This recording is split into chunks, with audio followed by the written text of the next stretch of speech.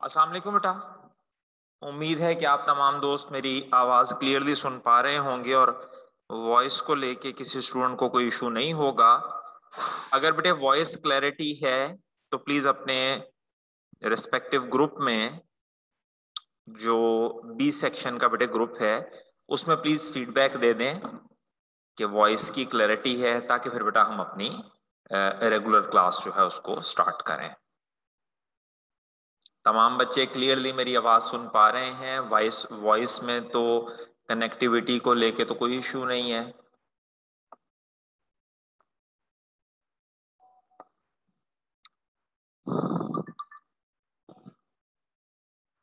Voice clear है, चलें ठीक हो गया, शुक्र अल्हम्दुलिल्लाह। तो कल जहां बेटे हमने डिस्कशन स्टॉप की थी, वहीं से ही मैं अपनी डिस्कशन जो है उसका दोबारा से आगाज करता हूं। और तमाम स्टूडेंट्स बेटे जो इस वक्त मीटिंग में मौजूद हैं, जिन्होंने अपने रोल नंबर मेंशन नहीं किए हुए, तो उनसे बेटे रिक्वेस्ट है कि अपने रोल नंबर लाजमी साथ मेंशन करें। उसके बगैर स्टूडेंट को मेरा बच्चा आइडेंटिफाई करना मुश्किल होता है। अगर वो कोई क्वेश्चन करता है तो बेटे उसके क्वेश्चन को फिर आंसर करना मेरे लिए थोड़ा सा मुश्किल हो जाता है। तो मेक श्योर के तमाम जो स्टूडेंट्स हैं वो प्रॉपरली अपने नाम को मेंशन करें, अपने रोल नंबर के साथ मेंशन करें। कल मैंने आप लोगों के साथ थोड़ी सी बेटे डिस्कशन की जो तरतीब है वो तरतीब आप लोगों के साथ शेयर कर दूं कि कल मैंने आपको एक्सप्लेन किया था कि किस तरह से हम लोग जो हैं वो फॉर्मेट को अप्लाई करते हैं। ठीक है, किस तरह से हम फॉर्मेट यूज करेंगे, और फॉर्मेट को यूज करने के साथ साथ वकास अली बेटा, इसीलिए मैंने पूछा था कि तमाम स्टूडेंट्स को आवाज आ रही है, और बेटे मेजॉरिटी ने वॉइस क्लैरिटी का मुझे फीडबैक दिया है, तो मैंने क्लास शुरू की है। अब अगर तो ये इंडिविजुअल आपके एंड पे कोई प्रॉब्लम है तो फिर बेटा प्लीज देख लीजिए, आप अपना रिकनेक्ट कीजिए, मीटिंग को रीजॉइन कीजिए, क्योंकि मेजॉरिटी बेटे स्टूडेंट्स ने यही मुझे रिस्पांस दिया है कि आवाज जो है वो क्लियर सुनाई दे रही है।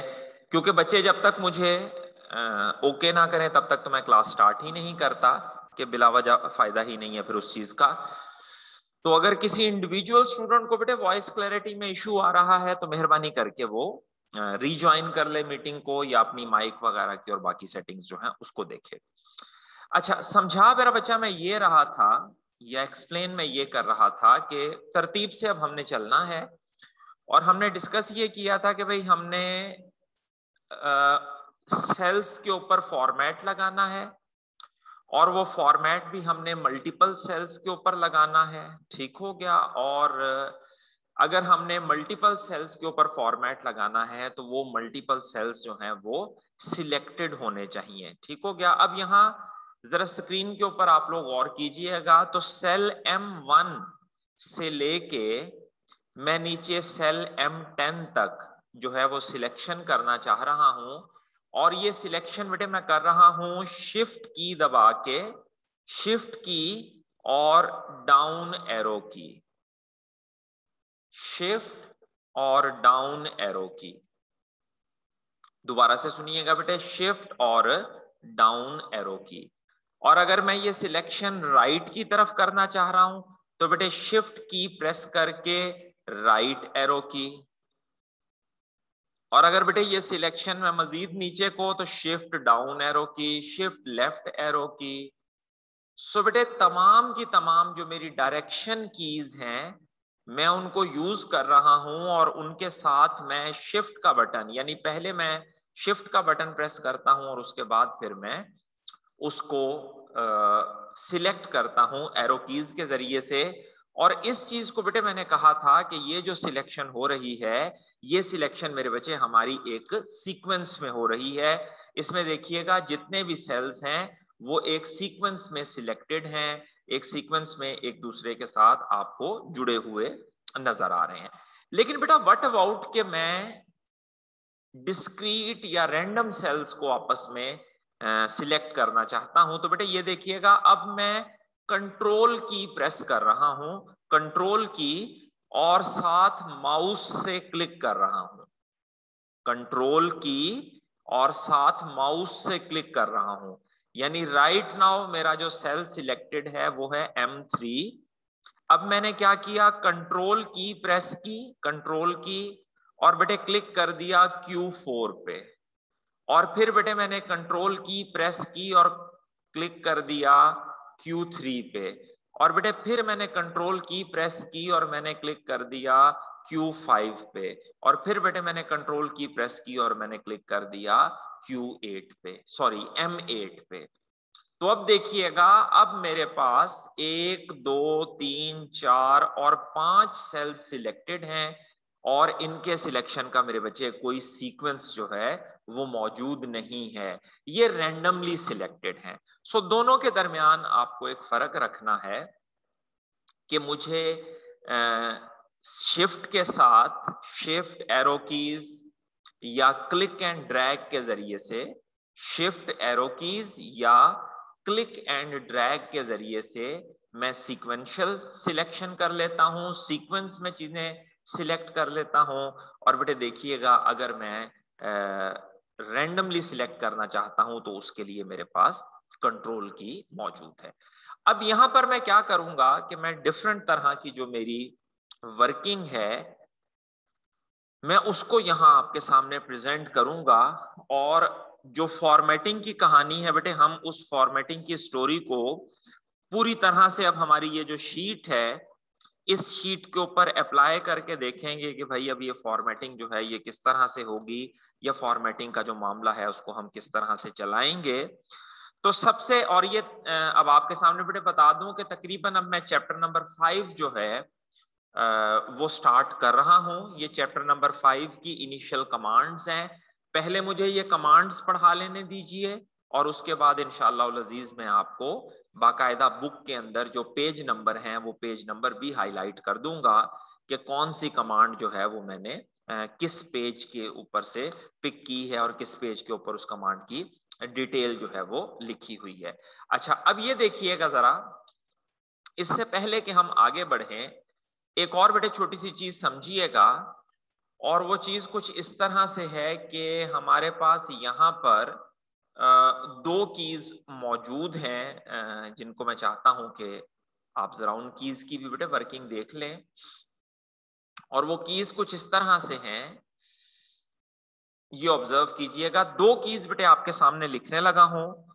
पहली की मेरे पास मौजूद है जिसे मैं कहता हूं जी एंटर की,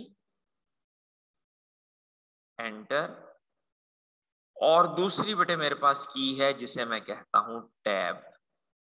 ठीक है, ये दोनों कीज जो हैं मैं यूज करता हूं, ये भी डेटा को एंटर करने के लिए, डेटा को लिखने के लिए, और उसकी जो सेल्स के अंदर प्लेसमेंट है उस प्लेसमेंट के लिए बेटे हम इस्तेमाल करते हैं। फर्क क्या होगा कि जब भी किसी सेल में डेटा लिखने के बाद, किसी भी सेल में डेटा लिखने के बाद जब मैं एंटर प्रेस करूंगा तो बेटे माउस पॉइंटर की जो मूवमेंट है वो 1 रॉ डाउन हो जाएगी, 1 रॉ डाउन। यानी लिखने के बाद जब मैं एंटर प्रेस करूंगा तो मेरा माउस पॉइंटर जो है वो नेक्स्ट रो, और नेक्स्ट रो भी कौन सी, जो उस सेल से निचली रो होगी। और बेटे जो टैब है, अगर मैं लिखने के बाद टैब प्रेस करूंगा तो बेटे ये 1 कॉलम नेक्स्ट की तरफ चला जाएगा, 1 कॉलम नेक्स्ट। ठीक है, मेरे बच्चों ने इन दोनों चीजों को बड़ी एहतियात से देखना है और समझना है। मैं किसी सेल में डेटा लिखूं और सेल में डेटा एंटर करके, किसी भी बेटे मैं सेल में डेटा एंटर करूं और उस सेल में डेटा एंटर करके अगर मैं एंटर की प्रेस करूं, जब भी बेटे मैं किसी सेल में डेटा लिखता हूं, एंटरिंग डेटा किसी भी सेल में, और डेटा एंट्री करने के बाद अगर मैं एंटर की प्रेस करूं तो बेटा एंटर की आपके लैपटॉप के ऊपर, आपके कीबोर्ड के ऊपर one of the most prominent keys, और मैं समझता हूं कि one of the most used keys हैं। तो उसमें मैं बेटे अगर एंटर प्रेस करता हूं तो ये मुझे 1 रो डाउन ले आएगा, और अगर बेटे मैं टैब प्रेस करता हूं तो ये मुझे 1 कॉलम नेक्स्ट ले जाएगा। जरा डेमोन्स्ट्रेशन इसकी देख लीजिएगा किस तरह से है। राइट नाउ मैं मौजूद हूं बेटे सेल नंबर G7 में, ठीक है, और यहां मैं कुछ डेटा आपके सामने लिखता हूं। ये देखिए मैंने डेटा लिखा रमजान, और अगर आप लोग स्टेटस बार देखें तो स्टेटस बार पे भी वो मुझे बता रहा है कि जी अगर डेटा लिख लिया है तो एंटर प्रेस करें। करंट राइट नाउ मैं एडिट मोड में हूं, और बेटे जैसे ही मैं एंटर प्रेस करता हूं तो देखिएगा मेरे सेल की मूवमेंट, मेरे सेल पॉइंटर की मूवमेंट जो है वो 1 रो डाउन हो गई है। यानी डेटा मैंने एंटर किया है सेल 7 में, रो 7 में, और बेटे उसकी एंट्री जो है वो रो 8 में हो रही है। उसके बाद बेटे देखिएगा इसी तरह से अगर मैं इसके अंदर डेटा लिख के, दोबारा से देखिएगा, अगर मैं इस सेल के अंदर डेटा लिख के, जैसे मैंने आशिर डेटा लिखा है, आशिर डेटा लिख के, तो बेटे इसको अगर मैं अब टैब प्रेस करूं तो अब देखिएगा अब मूवमेंट 1 सेल फॉरवर्ड हुई है, 1 सेल नेक्स्ट हुई है। सो बेटा एंटर के नतीजे में रॉ चेंज हो जाएगी और टैब के नतीजे में कॉलम चेंज हो जाएगा।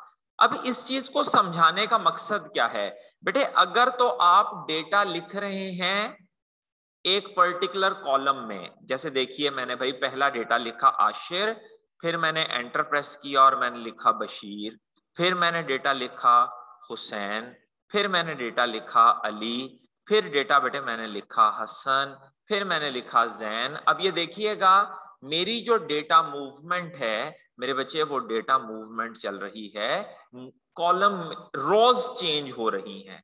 मेरा पहला डेटा जो है वो रॉ नंबर 7 में था, आशिर, बशीर मैंने 8 में लिखा, 9 में मैंने हुसैन लिखा, 10 में मैंने अली लिखा, 11 में मैंने हसन लिखा। तो यहां पर गौर कीजिएगा बेटे मैं एंटर की प्रेस कर रहा हूं बिकॉज मैंने रॉ चेंज करनी है। लेकिन यही अगर आशिर वाले डेटा को मैं बढ़ाना चाहता हूं और मैं लिखूं आशिर जिनके वालिद साहब का नाम रमजान है, जिनका ताल्लुक फैसलाबाद शहर से है, ब्लड ग्रुप जो है वो AB पॉजिटिव है, तो अब देखिएगा बेटा अब मैं टैब की प्रेस कर रहा हूं। तो जब मेरी मूवमेंट जो है वो वर्टिकल मूवमेंट होगी, वर्टिकल, तो बेटे मैं एंटर प्रेस करता चला जाऊंगा, और बेटे अगर मेरी मूवमेंट जो है वो हॉरिजॉन्टल होगी तो मैं टैब जो है वो प्रेस करता चला जाऊंगा। इसके साथ हम इस चीज को जरा समझ भी लेते हैं कि अगर हम किसी एक पर्टिकुलर कॉलम में ही एंट्री करना चाहते हैं, हम उसी कॉलम में ही रहना चाहते हैं, और हमारी मूवमेंट जो है वो वर्टिकल है, जो हमारे डेटा की एंट्री है वो सेम कॉलम में है, तो मेरे बच्चे हम सिंपली क्या प्रेस करते चले जाएंगे, एंटर की प्रेस करते चले जाएंगे। कॉलम सेम रहेगा, मूवमेंट वर्टिकल होगी, और मेरा बच्चा गौर कीजिएगा तब्दील क्या होती चली जाएगी, सिंपली हमारे पास रॉज जो हैं वो चेंज होती चली जाएंगी। लेकिन इसके बरक्स अगर आप दूसरी साइड पे देखेंगे तो दूसरी साइड पे बेटे हमारे पास मूवमेंट क्या है कि इसके अंदर हम अगर टैब प्रेस करते हैं तो हमारे सेम जो चीज रहेगी वो रहेगी बेटे सेम रॉ, और हमारी मूवमेंट जो है वो बेटे हो जाएगी हॉरिजॉन्टल, और इसमें बेटे क्या होगा कि इसमें हमारे कॉलम जो हैं वो चेंज होते चले जाएंगे। ठीक हो गया, ये पूरी डिटेल मैंने कोशिश की है कि स्क्रीन के ऊपर आपके सामने लिख दूं। बात मैंने शुरू कहां से की कि जब भी कभी बेटे हम डेटा एंटर करते हैं, किसी शीट में भी डेटा एंटर करते हैं, तो डेटा एंटर करने के बाद हम दो कीज यूज कर सकते हैं। एक की मेरे बच्चे हम एंटर यूज कर सकते हैं और दूसरी की हम टैब यूज कर सकते हैं। अगर तो हमारी मूवमेंट रहनी है सेम कॉलम में और हमने मूव करना है वर्टिकली, तो हम फिर बेटे यूज करते जाते हैं टैब की। और बेटे अगर हमने कॉलम चेंज करने हैं और हमने रॉ जो है वो सेम रखनी है, तो फिर हम मूव करते जाते हैं थ्रू टैब की।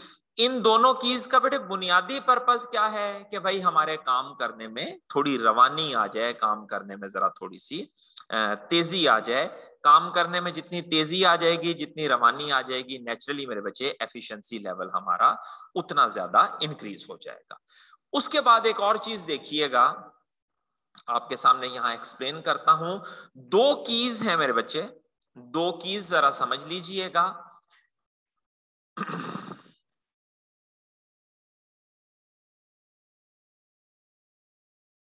दो कीज हैं आपके सामने जो एक्सप्लेन करने जा रहा हूं।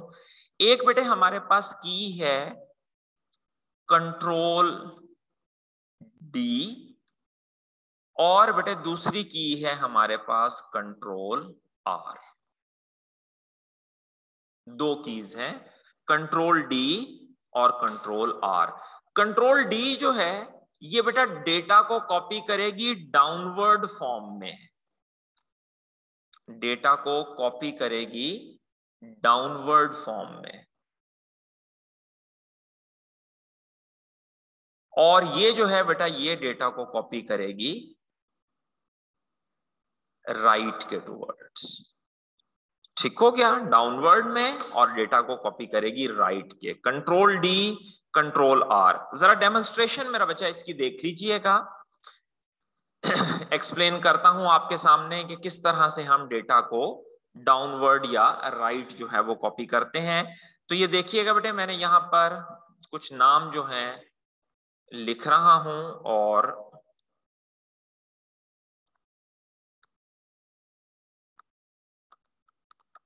रैंडम कुछ बेटे मैंने नाम लिखे हैं। इसको मैंने शिफ्ट और राइट एरो, शिफ्ट और राइट एरो के जरिए से सिलेक्ट कर लिया है। और अब बेटे इसको मैं नीचे तक जितना जितना नीचे तक रॉ वाइज मैं इसको कॉपी करना चाहता हूं उतना एरिया मैंने सिलेक्ट कर दिया। दोबारा से सुनिए मेरे बच्चे, दोबारा से सुनिए प्लीज। जिसको मैं कॉपी करना चाहता हूं डाउनवर्ड, उसे शामिल करके, इंक्लूड करके, क्योंकि बेटे अगर मैं उसे सिलेक्ट नहीं करूंगा तो एक्सेल को कैसे पता चलेगा कि भाई नीचे कहां तक कॉपी करना है और क्या कॉपी करना है। तो सबसे पहले मैंने एक्सेल को बताया कि भाई कॉपी क्या करना है। अगली चीज अब एक्सेल ये जानना चाह रहा है कि भाई मैंने नीचे कहां तक कॉपी करना है। असद कयूम बेटे कोई अर्जेंट नेचर का क्वेश्चन है? जी असद बेटा। सर क्लिक और ड्रैग से भी हम इसको कॉपी कर सकते हैं? हाँ जी बेटा कर सकते हैं, क्लिक एंड ड्रैग से भी कर सकते हैं। Okay yes sir, thank you. थोड़ा ना बेटे एक रिक्वेस्ट है, इसको नाराजगी में नहीं लेना। अगर तो वाकई क्वेश्चन को इस नेचर का हो ना कि आप फील कर रहे हैं कि भाई क्वेश्चन जो है वो बहुत अर्जेंट है और मुझे फौरन पूछ लेना चाहिए, तो बिल्कुल बेटा आपका राइट है, आप इमीडिएटली हैंड रेज कर सकते हैं और इंशाल्लाह मैं फौरन उसको रिप्लाई करूंगा। अब सूरत हाल ये है कि लेक्चर के दौरान मैं आप लोगों को टाइम स्पेसिफाई, जैसे कि बेटे हम क्लास में रूटीन में करते थे कि हाँ जी बेटा कोई सवाल हो, कोई कंफ्यूजन हो, तो जब मैं क्वेश्चंस करने का टाइम दूं तो बेटे उस वक्त अगर आप सवाल कर लेंगे ना तो फिर उससे ये होगा कि जरा थोड़ा हमारी जो सीक्वेंस है वो जरा मेंटेन रहेगा। बाकी पाबंदी कोई नहीं है। अगर आपको फील हो कि नहीं जी ये क्वेश्चन मुझे फौरन पूछना चाहिए तो ठीक है, आप फौरन पूछ लें, कोई मसला नहीं है। अच्छा, अब मैंने नीचे तक बेटे उसे सिलेक्ट कर लिया और मैंने प्रेस किया कंट्रोल डी, तो ये देखिएगा बेटे उसने डाउनवर्ड जो है वो कॉपी कर दिया। कंट्रोल डी और वो डाउनवर्ड कॉपी हो गया। कंट्रोल जी करता हूं, दोबारा देखिए, सिलेक्ट किया जहां तक नीचे कॉपी करना था और कंट्रोल डी, तो ये देखिएगा बेटे उसने डेटा को कॉपी कर दिया। इसी तरह से अगर मैं यहां कुछ डेटा लिखता हूं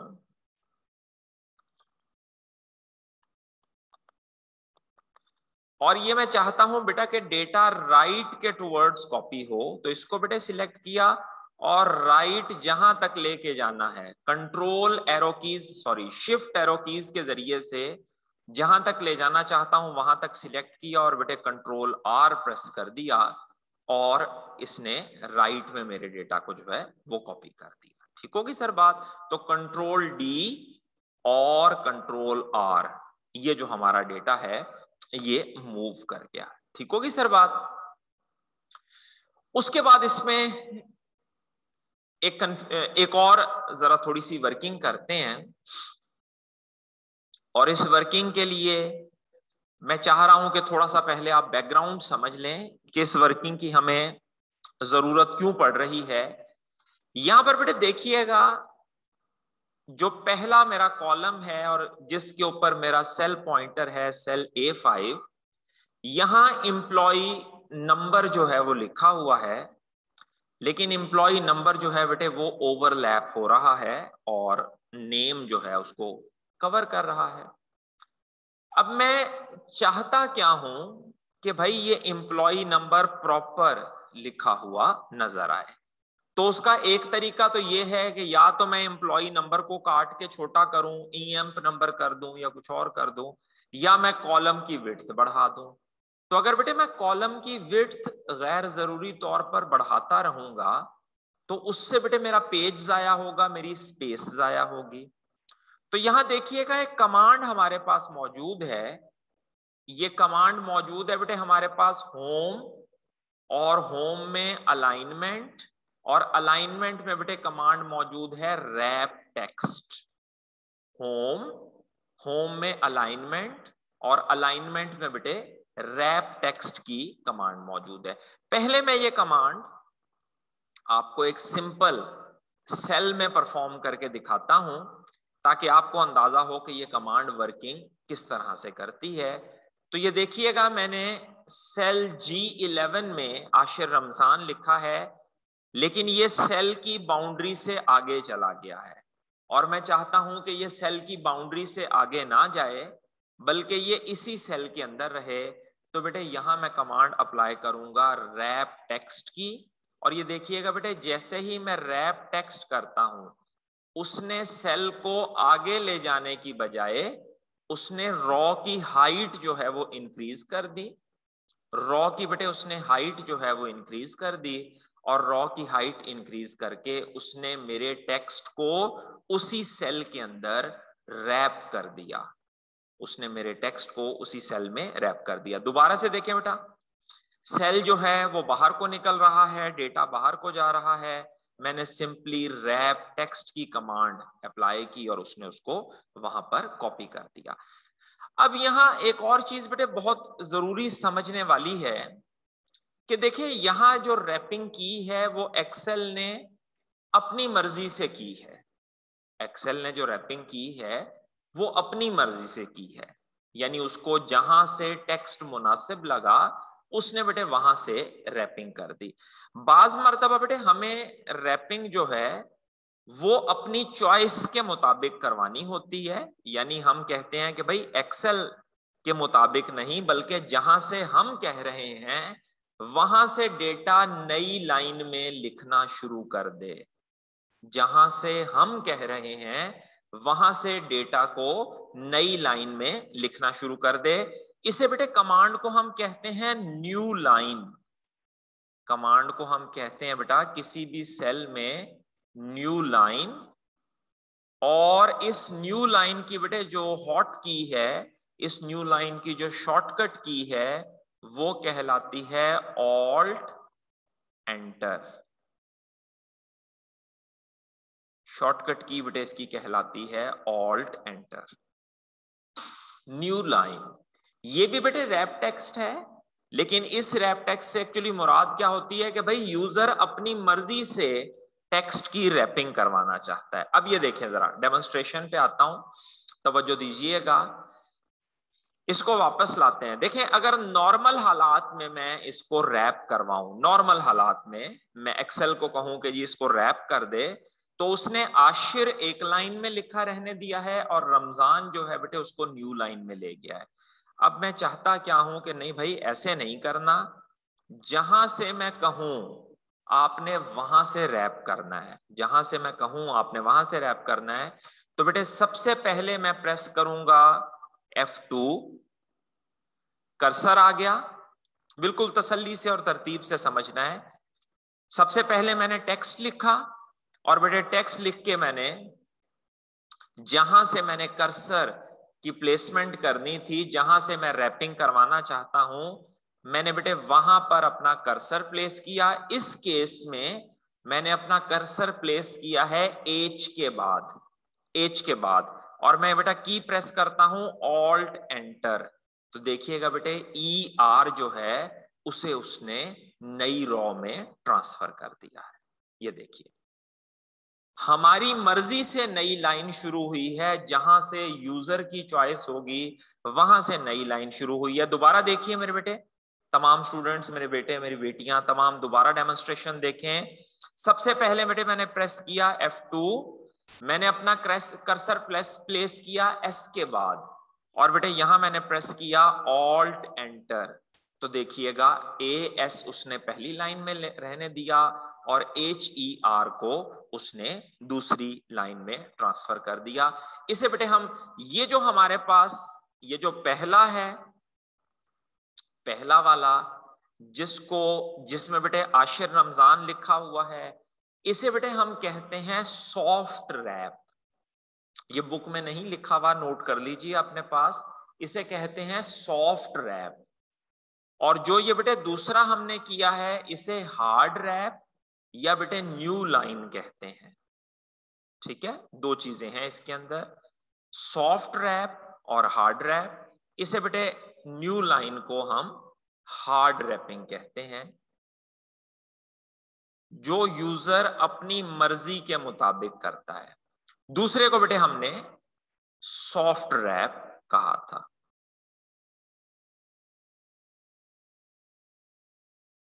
सॉफ्ट रैप जो कि बेटे सिर्फ बटन क्लिक करने से एक्सेल जो है अपनी मर्जी से करता है। बेटे हैंड रेज किसी ने किया था, एक मिनट जरा मैं पिक कर लूं। जी मोहम्मद, रोल नंबर 139। सर वो आपसे पूछना था, ये दोबारा अगर आप एक्सप्लेन कर दें। किस चीज को बेटे दोबारा एक्सप्लेन करूं? सर सॉफ्ट रैप और हार्ड रैप सर मुझे समझ आई। हाँ जी बेटे, अगर एक्सेल अपनी मर्जी से करे, अगर एक्सेल अपनी मर्जी से करे, हम बटन दबा दें और एक्सेल अपनी मर्जी से करे, तो उसे बेटे सॉफ्ट रैप कहते हैं।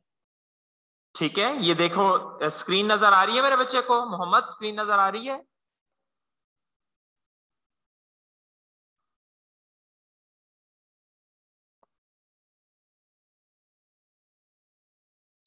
यस सर स्क्रीन नजर आ रही है। स्क्रीन नजर आ रही है। ये जो बेटे पहले माइक ऑफ ना कीजिएगा, मैं खुद म्यूट कर दूंगा आपका माइक। ये देखो बेटे आशिर रमजान है, ये हमने कमांड यहां से अप्लाई की है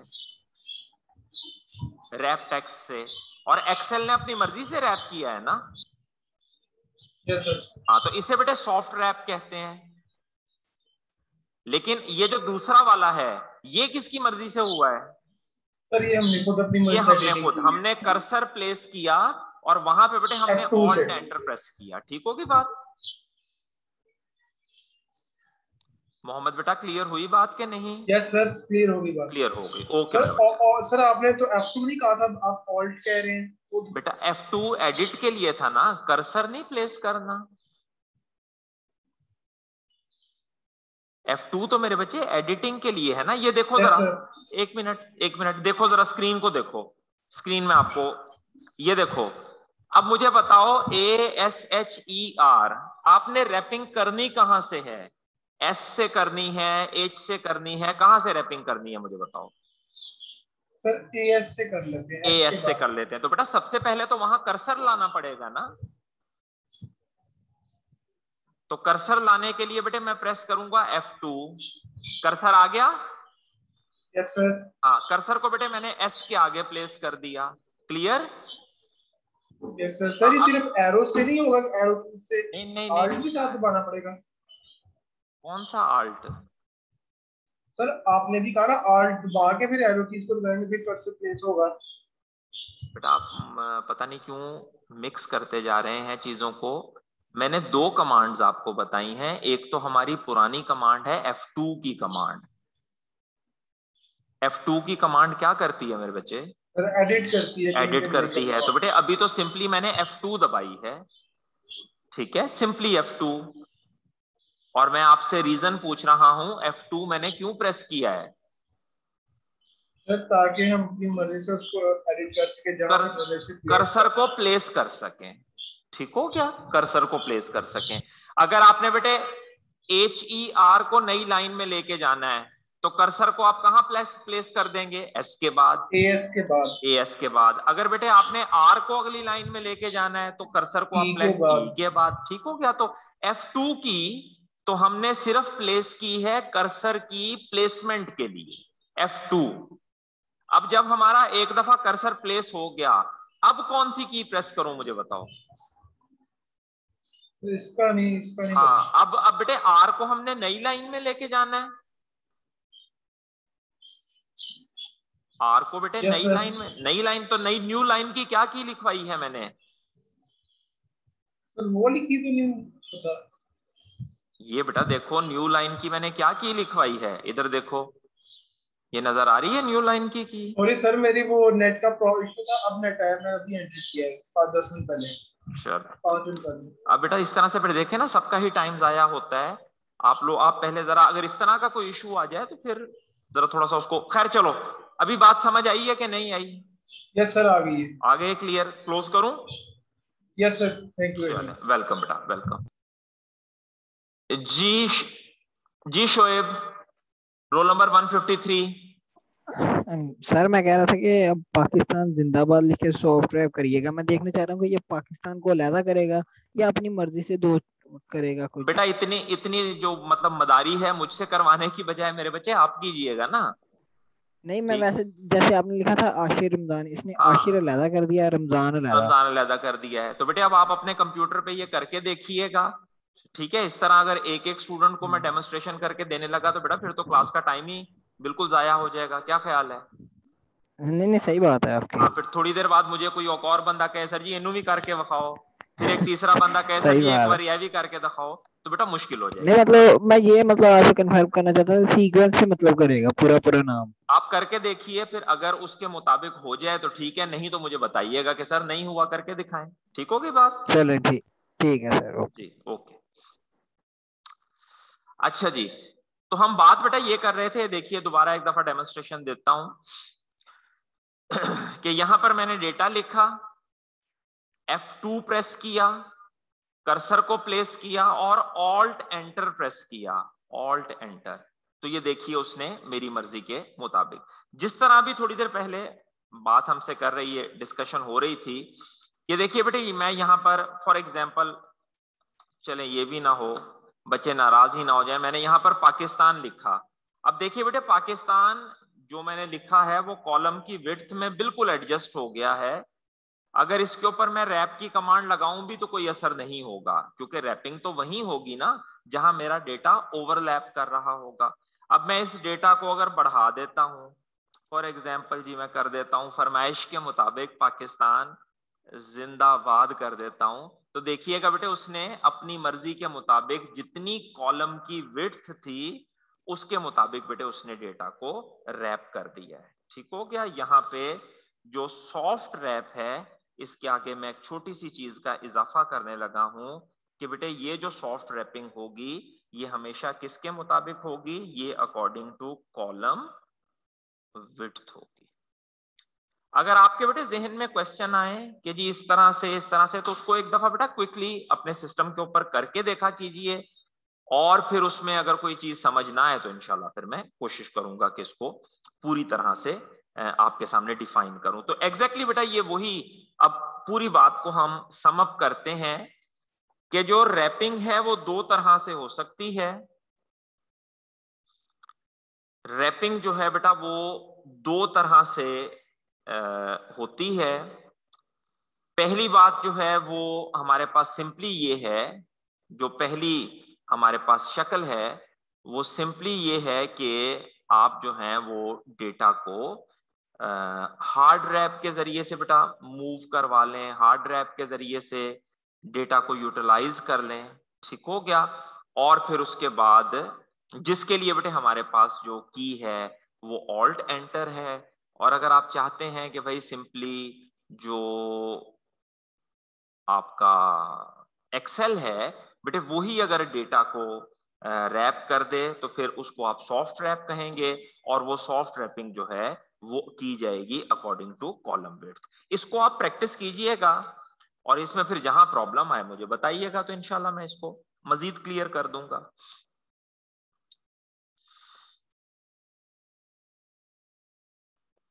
जी बेटा, roll number 145 Chaudhary Mohammad. Sir हमने जो एक दफा चीज कॉपी कर ली है, अगर वो हमसे गलती से कॉपी होगी तो उसको डिलीट किस तरह कर सकते हैं हम बेटे लोग? डेल की से। ठीक है सर। अच्छा जी, नेक्स्ट इसमें बेटे देखिएगा हमारे पास एक और इसके अंदर वर्किंग मौजूद है, और ये भी एक इंतहाई यूजफुल टूल है जिसको हम एक्सेल में बहुत इस्तेमाल करते हैं। मैंने यहां पर बेटे अपने पास कुछ डेटा लिखा लाइक मंडे, और अब मैं इस डेटा को मजीद आगे बढ़ाना चाह रहा हूं, लाइक जिस तरह आप कहिए कि इसके बाद Tuesday and Wednesday and so on. तो अगर बेटा ये सारी चीजें मैं खुद ही टाइप करूं या मुझे खुद ही टाइप करनी पड़े तो इसका फिर मुझे कोई फायदा तो फिर एक्सेल का मुझे नजर नहीं आ रहा। तो यहां पर बेटे हमारे पास एक चीज मौजूद है, एक फैसिलिटी मौजूद है, और उस फैसिलिटी को बेटे हम नाम देते हैं ये राइट लोअर कॉर्नर पे। राइट लोअर कॉर्नर पे अगर आप देखेंगे तो यहां आपको बेटे एक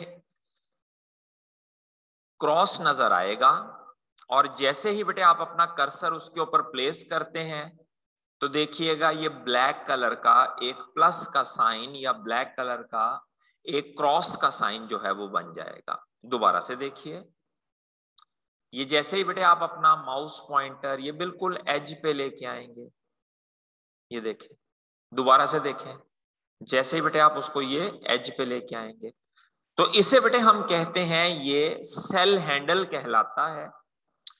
और अब मैं करने लगा हूं click and drag, click and drag. तो बेटा देखिए जैसे जैसे मैं इसको क्लिक एंड ड्रैग करता चला जाऊंगा ये ऑटोमेटिकली सीरीज जो है उसको फिल करता चला जाएगा। क्लिक एंड ड्रैग, दोबारा से देखिए बेटा, मंडे और इसके नीचे मैं यहां क्लिक एंड ड्रैग।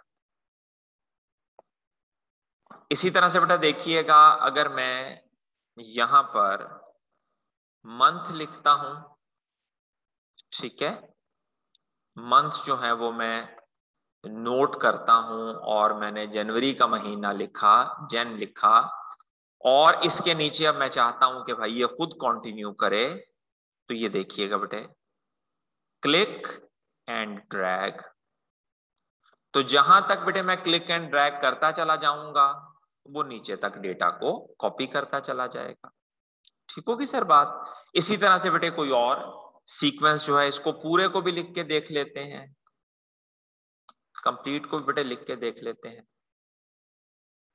तो जैसे ही इसको मैं क्लिक एंड ड्रैग करूंगा जहां तक लेके जाऊंगा इसको ये कॉपी करता रहेगा। हाँ, एक चीज का इसमें ख्याल रखिएगा कि बेटे जैसे मंडे, ट्यूसडे, वेडनेसडे है, जनवरी, फरवरी, मार्च है, ये ऐसे सीक्वेंसेस हैं जिनके बारे में एक्सेल को पता है, जिनके बारे में एक्सेल को बहुत अच्छे से इसके अंदर फीडेड हैं। लेकिन बेटे देखिए अगर मैं यहां पर 1 लिखूं और 1 लिख के इसको अगर मैं ड्रैग करने की कोशिश करूं तो देखिए अब ये सीक्वेंस नहीं आगे बढ़ा रहा, 1 की जगह 1 1 1 1 मुसलसल लिखे ही चला जा रहा है। और उसकी रीजन बेसिकली बेटे हमारे पास ये है कि 1 के बाद जो सीक्वेंस है वो बहुत तरह से चल सकता है। 1 2 3 4 भी हो सकता है, 1 3 5 7 जो है वो भी हो सकता है, डेसिमल्स में भी हो सकते हैं। तो कुछ तो बेटे ऐसे सीक्वेंस हैं जो एक्सेल के अंदर लिखे हुए हैं और एक्सेल ने उन सीक्वेंसेस को इजीली खुद ही मैनेज कर लेना है। लेकिन बेटे कुछ सीक्वेंसेस ऐसे हैं जो हमें इसको बताने पड़ते हैं। जैसे देखिए मैंने यहां 3 फिगर्स लिखी 1 3 5। पहले मैंने इन तीनों फिगर्स को सिलेक्ट किया, शिफ्ट डाउन एरो की के जरिए से या माउस के क्लिक एंड ड्रैग के जरिए से पहले मैंने इसको प्रॉपरली आपके सामने सिलेक्ट किया और सिलेक्ट करने के बाद अब मेरा बच्चा मैंने इसको डाउन एरो की प्रेस की तो अब देखिए इसने सीक्वेंस को मेंटेन कर दिया। दोबारा से देखें बेटा 2 4 6, मैं 2 4 6 को सिलेक्ट करता हूं। जैसे ही सिलेक्ट किया तो बेटे पता चल गया एक्सेल को कि भाई सिलेक्शन हो गई है और अब मैं क्लिक एंड ड्रैग करता हूं तो बेटे ये इजीली नीचे तक उसको मूव करवा लेता है। तो आपके पास दो चीजें मौजूद हैं, कुछ तो बेटे वो सीक्वेंसेस हैं जिनके मुतालिक एक्सेल को पता है, ठीक हो गया, और एक्सेल उनको इजीली मैनेज कर सकता है विदाउट योर गाइडेंस। कुछ सीक्वेंसेस बेटे ऐसे हैं जिसमें पहले आपको गाइडेंस देनी पड़ेगी और गाइडेंस देने के बाद जब आप उसे क्लिक एंड ड्रैग करेंगे तो डेटा जो है वो नेक्स्ट मूव करना शुरू कर देगा। सीरीज हैं जिनके जरिए से बेटे हम डेटा को मैनेज करते हैं। इसमें एक और बेटे छोटी सी चीज और देखिएगा इसके अंदर कि बाज मर्तबा डेटा लिखते हुए हमें डेटा में कुछ रॉज या कुछ कॉलम्स जो हैं वो ऐड करने पड़ते हैं, कुछ रॉ या कुछ कॉलम जो हैं वो ऐड करने पड़ते हैं। अब रॉ या कॉलम ऐड करने का बेटे तरीका क्या है कि जहां भी आपने कॉलम ऐड करना है वहां सिंपली आप राइट क्लिक करें। ये देखें, अगर आप देखें तो राइट नाउ मेरा माउस जो है वो हेडर पे है, पी हेडर के ऊपर है, मेरा माउस पी हेडर पे है। वहां बेटे मैंने राइट क्लिक किया और ये देखिए यहां पर एक कमांड आ गई इंसर्ट की। दोबारा से देखिए मेरे बच्चे, तमाम स्टूडेंट्स, सबसे पहले बेटे मैंने कॉलम के जहां पर मैंने कॉलम इंसर्ट करना है वहां पर मैंने अपना सिलेक्शन किया, वहां मैंने अपना कर्सर जो है वो प्लेस किया और कर्सर प्लेस करने के बाद राइट एरो की राइट क्लिक जो है वो किया तो बेटे यहां देखिएगा एक पॉपअप मेन्यू ओपन हो गया जिसे इंसर्ट कहते हैं। और जैसे ही बेटे मैंने इंसर्ट क्लिक किया आप देखिए कि उसने एक कॉलम जो है वो इंसर्ट कर दिया। अगर आप बच्चों को याद हो तो बेटे दो कीज मैंने आप लोगों को पढ़ाई हुई है। एक की तो बेटे मैंने पढ़ाई थी कंट्रोल Z, जिसे हमने कहा था कि कोई भी किया हुआ काम अनडू हो जाएगा। एक की मेरे बच्चे मैंने आपको पढ़ाई थी कंट्रोल Y, जिससे मैंने कहा था कि जो भी आप काम परफॉर्म करेंगे ये बेटे उस काम को रीडू करेगा। तो यहां इसके साथ साथ ही बेटे मैं आपको रीडू की भी प्रैक्टिस करवा दूं, रीडू की भी मेरे बच्चे प्रैक्टिस करवा दूं। ये देखिएगा जरा, मैंने एक कॉलम इंसर्ट किया, एक कॉलम। अब बेटे सिंपली मैं कंट्रोल Y प्रेस करता हूं तो देखिए एक कॉलम उसने और इंसर्ट कर दिया। फिर बेटे मैंने कंट्रोल Y प्रेस किया, देखिए उसने एक कॉलम और इंसर्ट कर दिया। तो ये वो क्या कर रहा है कि जो काम मैंने पिछला किया हुआ है वो बेटे मेरे किए हुए काम को रिपीट कर रहा है। अच्छा, अब मैं चाहता हूं कि भाई रिपीट ना करे, मैंने कॉलम ज्यादा इंसर्ट कर दिए हैं तो जो कॉलम इंसर्ट की कमांड है उसे अनडू कर दे।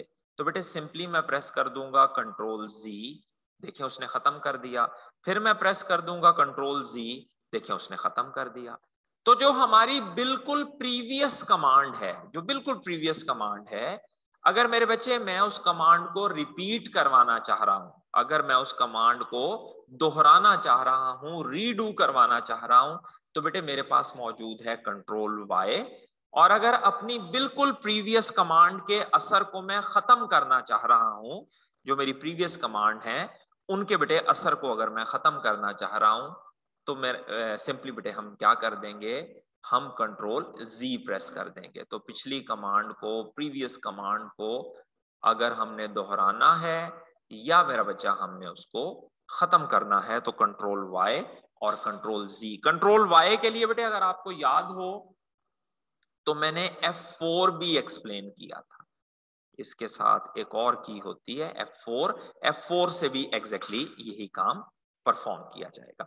इसी तरह से बेटे देखिए यहां पर इस मर्तबा मैंने अपना कर्सर जो है वो एक रॉ के हेडर के ऊपर प्लेस किया है, रो हेडर पे राइट क्लिक किया और ये देखिए अब अगर मैं इंसर्ट करता हूं तो बेटे सिंपली मेरे पास एक रॉ इंसर्ट हो जाएगी।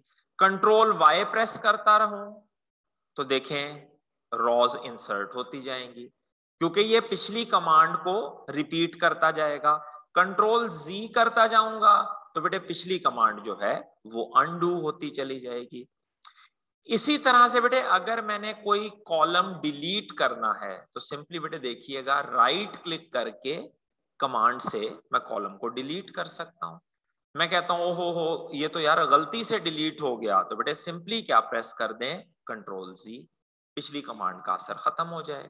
ठीक हो गई सर बात। इसी तरह से बेटे मैं यहां पर कोई रॉ डिलीट करना चाहता हूं तो ये सिंपली बेटे रॉ मैंने डिलीट कर दी। मैं कहता हूं ओहो ये तो गलती से डिलीट हो गई, तो बेटा मैं इसको कंट्रोल जी करके पिछली कमांड को खत्म कर सकता हूं। ये जो इंसर्ट और डिलीट की कमांड है ये बेटे आप यहां से भी रन कर सकते हैं। ये देखें इंसर्ट शीट रॉज, और बेटे यहां से देखिएगा डिलीट में इंसर्ट शीट। अगर आपने रॉ सिलेक्ट की हुई है तो बेटे सिंपली वो रॉ डिलीट कर देगा। अगर मेरे बच्चे आपने कॉलम सिलेक्ट किया हुआ है तो सिंपली बेटे वो आपके कॉलम को सिलेक्ट कर देगा। यहां से हमने लर्न क्या किया कि बेटे हम सिंपली नया कॉलम इंसर्ट भी कर सकते हैं, डिलीट भी कर सकते हैं, नई रॉ इंसर्ट भी कर सकते हैं, डिलीट भी कर सकते हैं। यहां एक छोटी सी एडिशन और कर दूं कि अगर आप चाहते हैं कि भाई मजीद जो है ज्यादा यानी 2 या 3 rows at the same time insert हो जाएं, तो बेटे सिंपली क्या करना है, इनको सिलेक्ट कर लें। ये देखें मैंने 3 को सिलेक्ट कर दिया, इंसर्ट और बेटे यहां पर शीट कॉलम, जैसे ही एंटर किया देखें अब उसने 3 कॉलम इंसर्ट कर दिए हैं। दोबारा से देखें बेटे यहां सिलेक्शन हेडर से करनी है, बस ये ख्याल रखिएगा, हेडर से सिलेक्शन की क्लिक एंड ड्रैग के जरिए से, और बेटे इंसर्ट, तो ये देखें 2 चूंकि सिलेक्टेड थे उसने 2 कॉलम। अब इस वक्त ये देखें मैं यहां फिर दोबारा 2 कॉलम सिलेक्ट करता हूं और सिंपली डिलीट, तो ये क्या करेगा बेटे उन कॉलम्स को डिलीट कर देगा। यहां इसी तरह से मेरे पास रॉज मौजूद हैं, देखिए मैंने 4 रॉज जो हैं वो सिलेक्ट कर ली हैं। 4 रॉज सिलेक्ट करने के बाद राइट क्लिक इंसर्ट करूंगा, देखिएगा वो 4 नई रॉज ऐड कर देगा।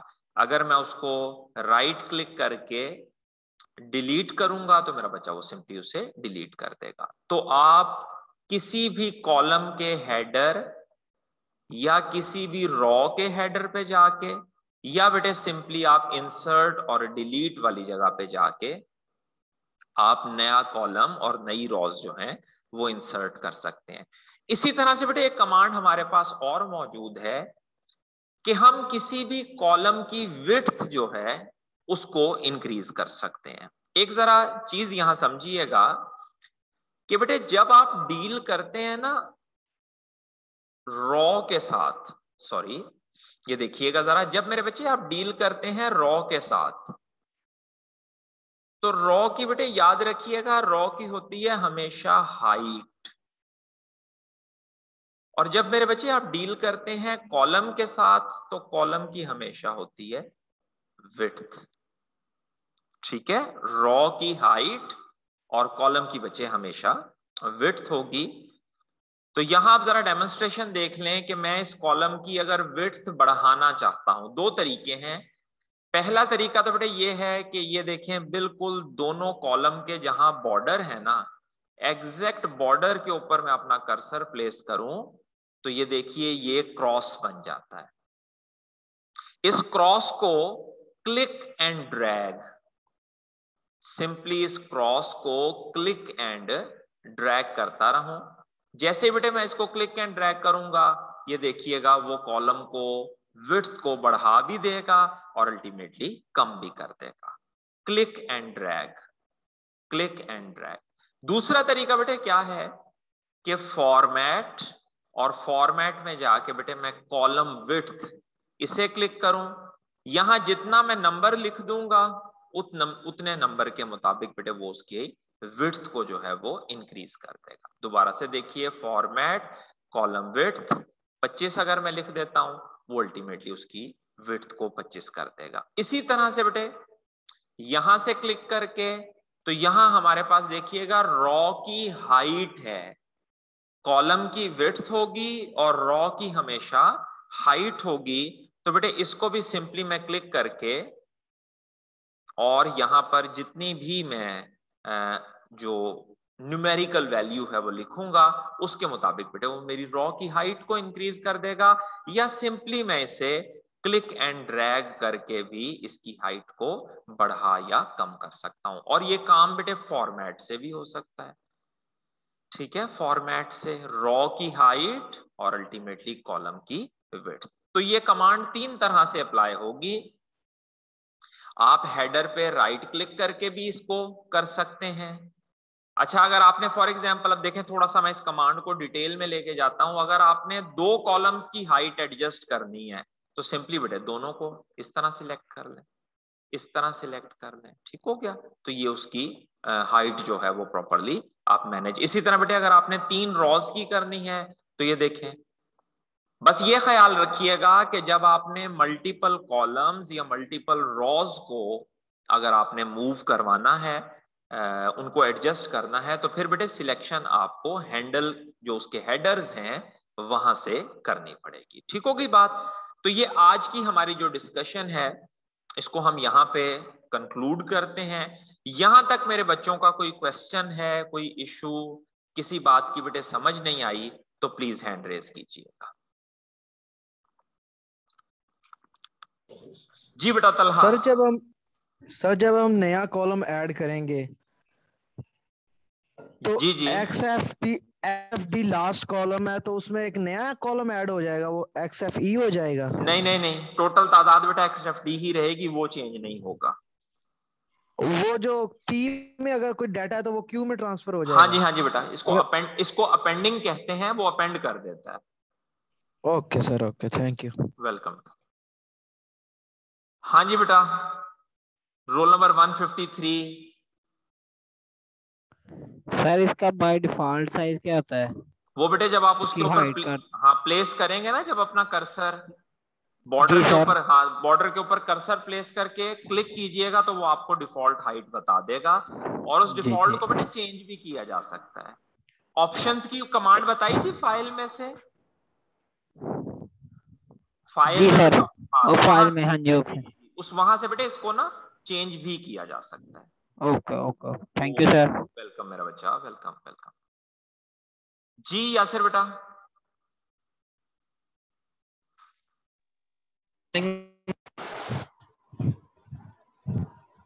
जी यासिर बेटा। सर मैं ये पूछना चाह रहा था कि जब हमने हेडर को प्रेस करना है, उसके बाद कोई चीज हमने ऐड करनी है, रिमूव करनी है, हाँ जी। तो उसके लिए कीज के अलावा जो हम हेडर को यूज कर, हेडर के बाद हम राइट क्लिक करेंगे? जी बेटे राइट क्लिक करेंगे ताकि पॉपअप ओपन हो जाए। वो जो छोटा सा मेन्यू नजर आता है ना, उसको बेटे पॉपअप कहते हैं, popup menu, pop up menu. उससे डाटा रिमूव भी हो जाता है और उसके अंदर बेटे जितनी भी, जी बेटे उसके अंदर जितनी भी कमांड्स मौजूद हैं पॉप अप मेन्यू में, जितनी भी कमांड्स मौजूद हैं बेटे आप उन कमांड्स को यूज कर सकते हैं। पॉपअप मेन्यू ओपन होता है बेटा आपका राइट क्लिक से, ठीक है, ठीक हो गया, वहां से शुक्रिया। आप इंसर्ट भी कर सकते हैं, डिलीट भी कर सकते हैं, विड्थ भी बढ़ा सकते हैं, हाइट भी चेंज कर सकते हैं, ये सारी कुछ वर्किंग वहां से हो सकती है। ओके, शुक्रिया। जी बेटा। हाँ जी वलीद। सर एक काम करने के दो तीन तरीके हैं, अगर का हम कोई एक भी माइंड में रख ले तो वो इनफ होगा, बाकी कोई और नहीं करेंगे ये तो नहीं बेटा, इसमें ना वलीद बेटा आपने अपनी बुक में देखना है, आपकी बुक में उसने जितने तरीके मेंशन किए हैं वो सारे तरीके आपको, आपकी बेटे जो बुक में है ना जितने भी मेथड्स, वो सारे मेथड्स जी सर। आपको आने चाहिए। ठीक है सर, आप वैसे कॉलेज में तो कब आ जाते हैं? कॉलेज में बेटा मैं, जो मेरी क्लास का बेटे जी स्केड्यूल सर। होता है उसके मुताबिक। सर आप ऑन टाइम पहुंचते हैं, थोड़ा सा पहले भी आ जाते हैं आप? नहीं बेटा, मैं ऑन टाइम ही आता हूँ। ठीक है सर। जी हुक्म कीजिए, खैरियत थी? सर नहीं हो, मैं उस तरह ही अगर चक्कर लगाना हो तो कौन सा टाइम आपका फारग होगा, बंदा नहीं कुछ बेटा, पूछ ही फ्री का लेता मैं है। क्लास के टाइम पे आता हूँ, क्लास के बाद फिर मैं मतलब चूंकि ऐसे को वर्किंग नहीं होती तो फिर ऑफ कर लेता हूँ। अगर आपने आना हुआ तो क्लास के बाद बेटा आप मुझसे मिल सकते हैं, हाजिर हूं मैं, ठीक कोई है ऐसा सर। मसला नहीं। मोस्ट वेलकम मेरा बच्चा, thank you most very much. Welcome, welcome thank बेटा, वेलकम। जी अब्दुल बारी, रोल नंबर 91। सर ये क्वेश्चन पूछना था कि आपने कहा कि अगर 1 2 से मतलब नंबर डायल करके एक सीक्वेंस दें तब वो आगे करेगा एक्सेल। जी बेटा, जी जी, क्योंकि तो एक अगर हम बारी, एक सिर्फ मिनट बारी बेटा, एक मिनट अब्दुल बारी बेटे, एक मिनट। उसको सीक्वेंस ना इसलिए मेरा बच्चा बताना पड़ता है कि देखो बारी, वन जो मंडे ट्यूसडे वेनसडे है उसका सीक्वेंस तो बेटे सारे जहान को पता है भाई, मंडे के बाद और ट्यूसडे के दरमियान कुछ और आ सकता है? नो नहीं आ सकता ना। तो मंडे के बाद नेचुरली बेटे जब हम एक्सेल को कहेंगे तो वो क्या लिख देगा? ट्यूसडे। ट्यूसडे के बाद क्या लिख देगा? वेनसडे। लेकिन बेटे 1 और 2 के दरमियान, 1 और 2 के दरमियान तो अब्दुल बारी बहुत ऑप्शंस हैं। 1.5 भी आ सकता है, 1.1 भी आ सकता है, 1.2 भी आ सकता है। तो इसलिए बेटे जो इसको ना अपने पास नोट कर लो, जो बेटे डिफाइंड सीक्वेंसेस है, बहुत डिस्टॉर्शन है अब्दुल बारी आपके माइक में।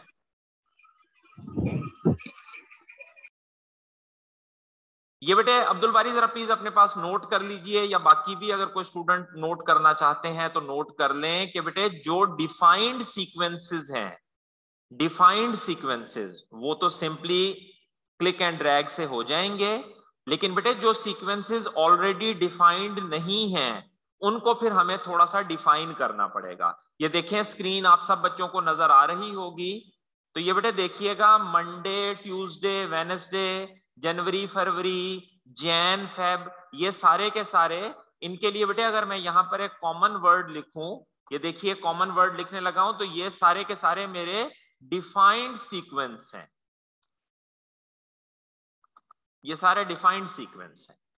लेकिन बेटे इसके साथ अगर आप देखें ये जितने भी हैं यहां तक, ये सारे मेरे डिफाइंड सीक्वेंस हैं।